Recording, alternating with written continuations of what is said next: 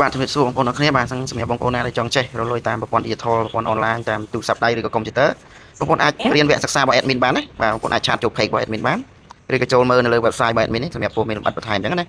អូខេអញ្ចឹងពាក់ព័ន្ធការរកចំណូលតាម online គឺយើងមានច្រើនវិធីតែសម្រាប់វិធីដែល admin បានបង្ហាញនៅក្នុងវគ្គសិក្សារបស់ admin គឺ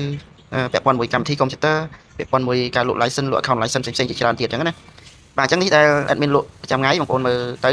ឃើញស្រាប់ហើយអញ្ចឹងវាជាចំណូលបន្ថែមដែរបាទបងប្អូនបូកសំគ្នាមកអញ្ចឹងណាបាទវាជាចំណូលបន្ថែមដែរសម្រាប់បងប្អូនកំពុងសិក្សារៀនសូត្រកំពុងធ្វើការគេក្តីហ្នឹងបងប្អូនអាចឆ្លៀតលក់តិចតិចទៅតាមប្រព័ន្ធ digital Facebook page តាម TikTok តាម Telegram ជាដើមអញ្ចឹងទៅបាទបងប្អូនមានមិត្តភ័ក្តិមានអ្នកស្គាល់មានក្រុមការងារសិតតែត្រូវការកម្មវិធីកុំព្យូទ័រឬក៏ត្រូវការ license ផ្សេងៗ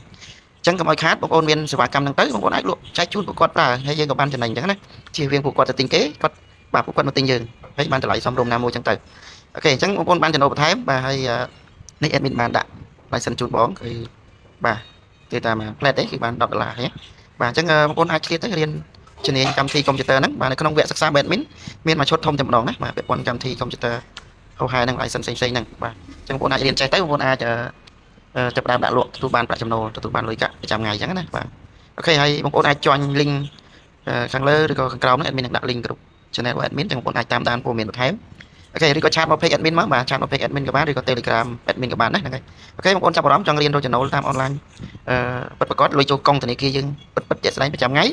បងប្អូនអាចនេះទៅណាបងប្អូនអាចឆាត admin មកណាអូខេបាទអរគុណច្រើន